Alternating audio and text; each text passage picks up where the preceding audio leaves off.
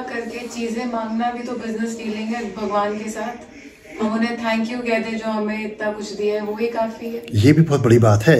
लेकिन कभी क्या होता है जब मानवीय मांग के पूजा करें, अच्छा हम ये पूजा कर रहे हैं, हाँ। आप हमें ये दे देना, तो हाँ, ये भी एक बार। पर हम जब मानव जीवन में होते हैं, जब मानवीय चोला हमारे पास होता है, तो ज्यादातर हम डिजायर्स में ही तो घूमते रहते हैं, हमारी अपनी इच्छाओं में ही तो हम बंधे रहते हैं। किसी को गाड़ी चाहिए, किसी को अच्छा पति चाहिए, किसी को अच्छी पत्नी चाहिए, किसी को अच्छा घर चाहिए, किसी को अच्छे कपड़े चाहिए, किसी को सोना लत्ता, इसी सब में तो हम फंसे हुए हैं। अगर इससे ऊपर उठ सके और प्रेयर्स कर सकें तो वो तो क्या बात है, फिर वो तो अल्टीमेट बात है, वो तो एक्सट्रीम है। फिर आपने ये बोला कि हम अच्छे से अच्छा भगवान को चढ़ाएं, अच्छे से अच्छा करें, इवेंचुअली वो हमारा एक थॉट है, वो एक हम थॉट क्रिएट करें कि हम अच्छे से अच्छा करें। पर मुझे जब मैं करती हूँ, मैं अपनी तरफ से कोशिश करती हूँ कि मैं अच्छे से अच्छा करूँ, पर जब मैं करती हूँ तो मुझे कितनी बार मैं स्पिरिचुअल बुक्स थोड़ी पढ़ती हूँ, बहुत नॉलेजेबल नहीं हूँ पर जितना थोड़ा बहुत पढ़ती हूँ, और मैंने मेडिटेशंस काफी तरीके की हैं। तो मेरे जो एक्सपीरियंस है, मुझे लगता है हम भगवान के ऊपर वो चीज चढ़ा रहे हैं, आखिर में वो चीज किसी काम नहीं आ रही। तो अगर हम भगवान से पूजा करके वो किसी एक जरूरतमंद को दे तो क्या वो ज्यादा फायदेमंद नहीं है? हम ऐसा सोचते हैं पर करते नहीं। सोचने तक तो ठीक है। ये एक बात, पहली बात, मैं शुरू से शुरू करता हूँ। आपने सबसे पहले कहा कि हम कोई चीज भगवान के लिए बनाते हैं, लेकिन इसमें मोटी बात तो समझ में आती है कि भगवान तो को जरूरत भी क्या है उसकी। एक साथ साथ एक सवाल ये भी दिमाग में आता है कि अब मैंने आपको कहा महंगा वस्त्र लेकर के जाएं, तो क्या भगवान जी को महंगा वस्त्र चाहिए क्या? क्या महंगे वस्त्र का इंतजार कर रहे हैं क्या वो बैठे हुए? क्या वो फिर इस चीज में फंसे हुए हैं कि मैं सिल्क की साड़ी पहनूंगी या मैं सूती पहनूंगी, है ना? ये दिमाग में सवाल आता है। ये भगवान जी के लिए नहीं हो रहा है, ये आप ही के लिए हो रहा है। क्या आप ऐसी चीज का त्याग कर सकते हैं जो आपका ड्रीम था? अगर कर सकते हैं तो व्यक्तित्व में बदलाव आ गया। अब आपका अंदर का कुछ ट्रांसफॉर्म हुआ, अब आप रीइंकार्नेशन की तरफ चले, अब आपके अंदर कुछ जगह कि मैं वो भी छोड़ सकता हूं जो मेरा ड्रीम है, तो आप बड़े हो गए। अब आपके व्यक्तित्व में सुधार आया और एक कंटेनमेंट, ये आपके जीवन को बदलता है और वहां परमात्मा का ग्रेस आपकी तरफ चलता है। ये इस तरह ये सिंबॉलिकल है, इसको सामान्य रूप से नहीं समझना चाहिए। अच्छा, दूसरी बात आपने कही कि उस वस्त्र को या उस चीज को हम भगवान को देने के बजाय अगर हम कहीं गरीबों को दें, भगवान को उसकी जरूरत नहीं है। गरीब तो 5000 साल पहले भी थे, 5000 साल बाद भी रहेंगे। ना गरीबी आप समाप्त कर सकती है, ना गरीबी मैं समाप्त कर सकता हूँ। और ये कभी कभी सुनने में बड़ा अच्छा लगता है। देखो, एक उदाहरण के तौर पर मैं आपसे कहूँ, आपने एक वॉच पहनी हुई है, क्या कॉस्ट है इसकी वॉच की?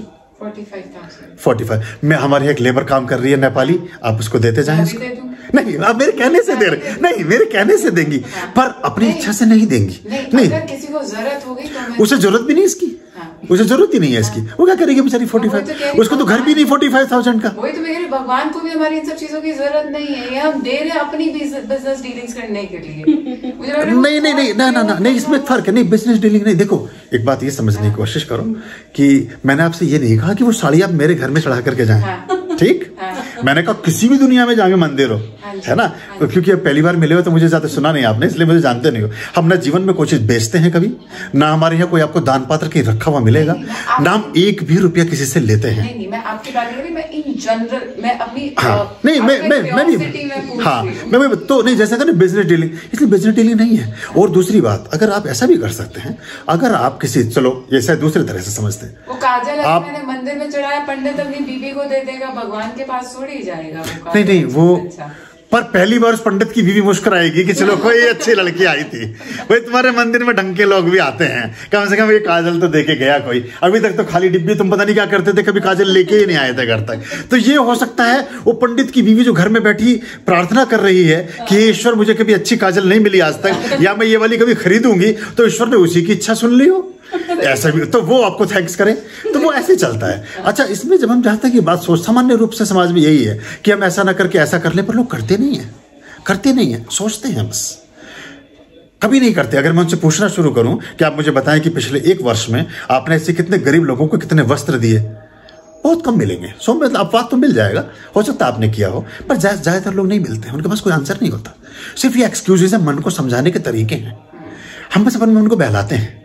और मैंने ये भी नहीं कहा कि आप उस काजल को, जो मैं बोलने जा रहा था, आप कोई लड़की ऐसी दुल्हन हो किसी गरीब की, मजदूर की, कहीं की, जिसके प्रति आपके मन में करुणा का भाव जाग रहा है, उसकी शादी का जोड़ा बनवा दो ना आप, ये सोच करके कि ये मैंने दुर्गा देवी को ही दिया, उसको उस बेचारी की ड्रीम पूरा हो गया लाइफ का। वो कभी सोचती थी मैं ऐसा कपड़ा पहन लूंगी, उसे कोई अच्छा जूता दे दो, कोई अच्छी चीज जो भी पहन सकते, तो ऐसा कर, हाँ ऐसा भी आप कर ले। तो ये भी ऐसे भी काम करता है, पर हम छोड़ नहीं पाते हैं एक्चुअली। छोड़ने का मेरा जो प्रीचिंग है, मेरा जो समझाने का ढंग था या बात थी, उसके पीछे जो उद्देश्य था वो ये था कि हम ईश्वर के नाम पर जब त्याग करने की तरफ चलते हैं तो हमारे जीवन में छोटी छोटी चीजों के लिए कलह कलेश खत्म हो जाता है।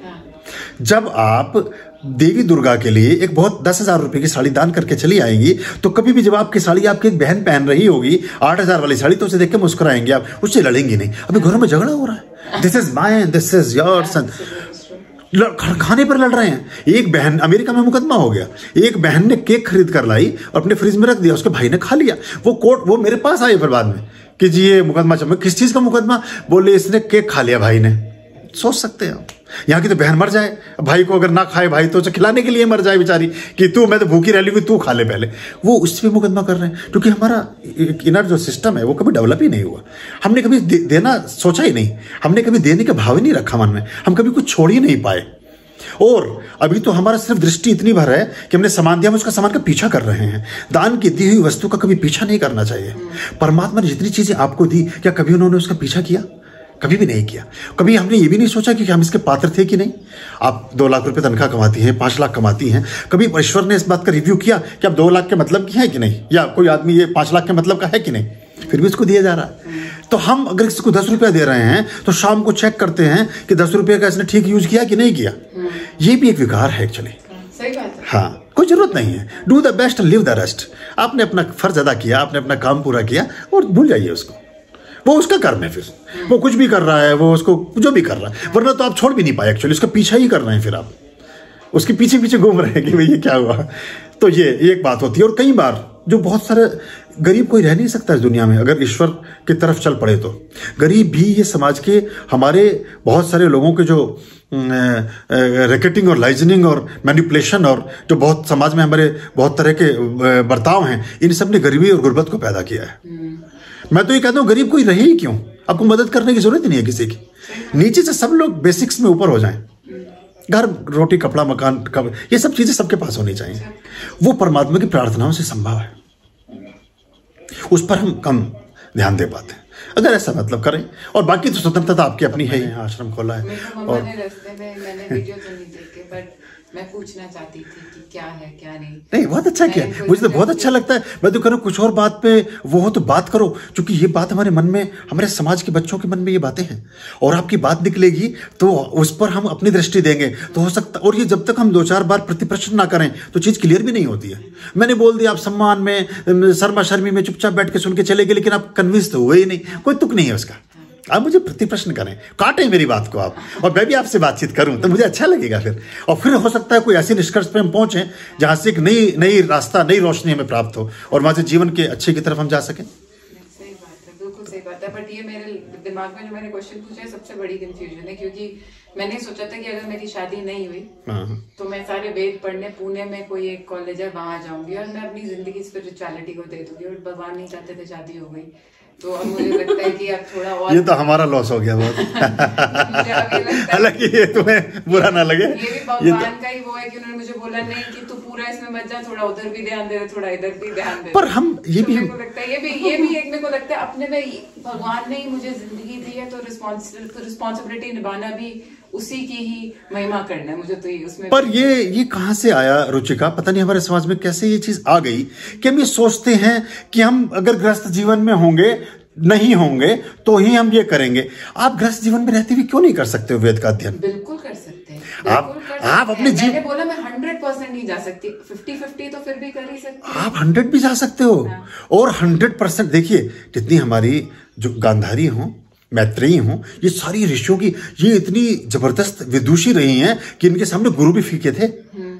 इनके सामने गुरु भी फीके थे। जितना स्वाध्याय जो आदि शंकर का जो शास्त्रार्थ चलता है मंडन मिश्र के साथ, तो उनकी पत्नी जज बनती है। वो यानी कि शंकराचार्य को जितना ज्ञान था, मंडन मिश्र को जितना ज्ञान था, उससे अधिक ज्ञान उनकी पत्नी को था।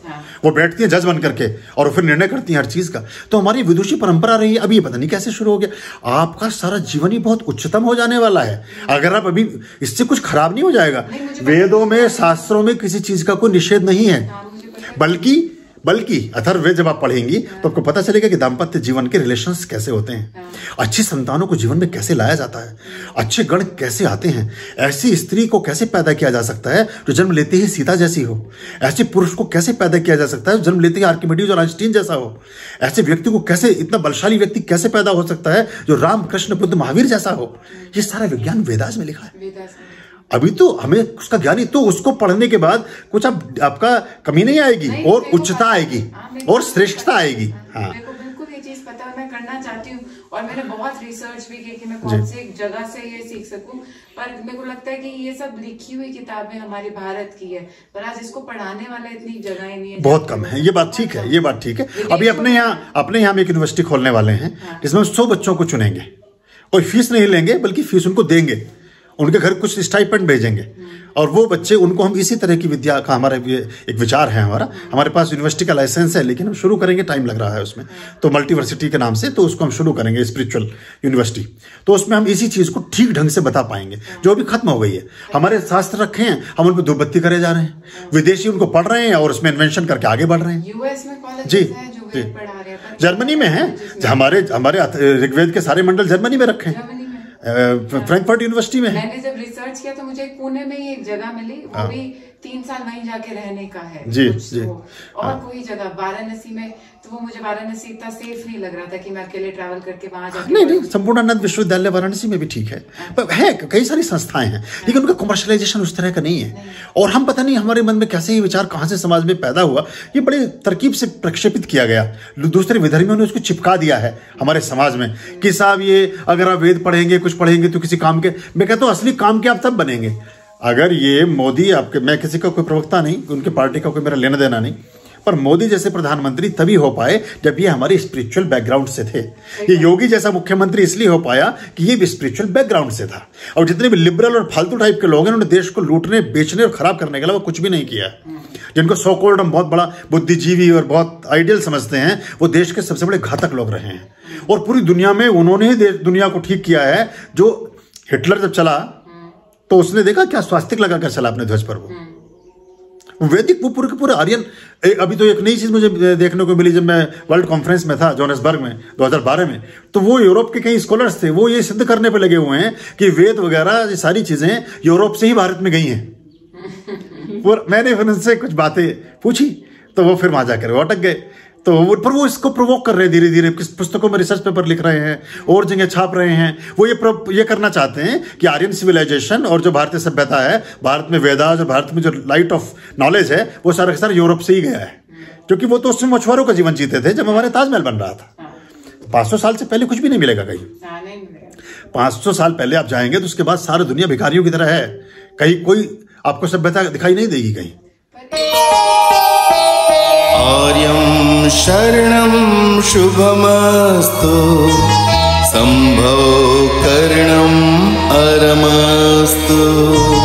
आर्यं शरणं